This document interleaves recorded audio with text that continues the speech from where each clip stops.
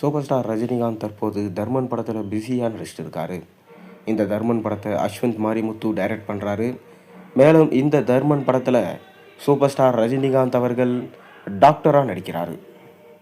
இந்த படத்தோட ஷூட்டிங்கும் தற்போது விறுவிறுப்பாக போய்கொண்டிருக்கு. அதைத் தொடர்ந்து சூப்பர் ஸ்டார் ரஜினிகாந்தோட நடிப்பில் ஜெயிலர் 2 படம் அக்டோபர் 15ஆம் தேதி பிரம்மாண்டமாக ரிலீஸ் ஆகுது.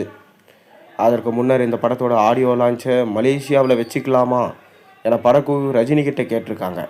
தயவு செஞ்சு வேண்டாம், அப்படி நம்ம பண்ணனா விஜய் அவர்களை ஃபாலோ பண்ணி ஜனநாயகன் படம் ஆடியோ லான்ச் மலேசியாவில் வச்சாங்க, அதை நம்ம பின்பற்றுற மாதிரி இருக்கும், அது தவறு, வேண்டவே வேண்டாம்.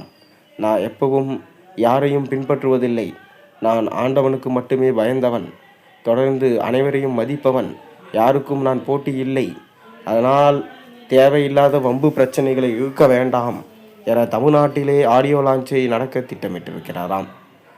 கூடிய விரைவில் ஆடியோ லான்ச் நடத்துவதற்கு முன்பாக இந்த படத்தோட ஃபஸ்ட்டு சிங்கிள் சாங்கை ரிலீஸ் பண்ண படக்குழு முடிவு பண்ணியிருக்காங்க.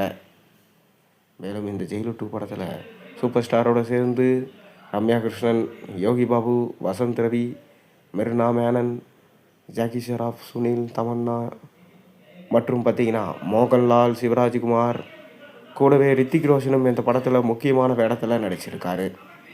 காவாலா பாட்டில் தமன்னா அவர்களுடைய நடனம் ரசிக்கப்பட்டது.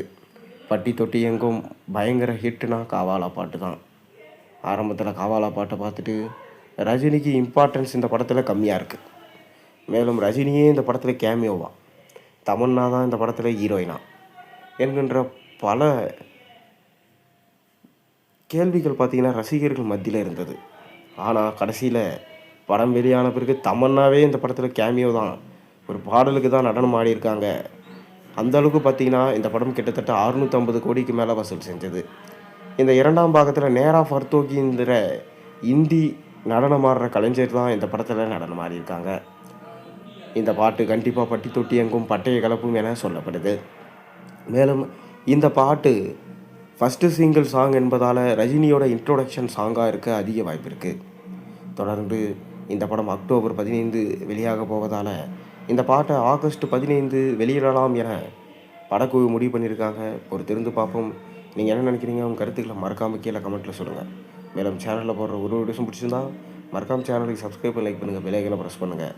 அப்போ தான் நான் போகிற வீடியோஸ் எல்லாம் நோட்டிஃபிகேஷனாக வந்து சேரும்.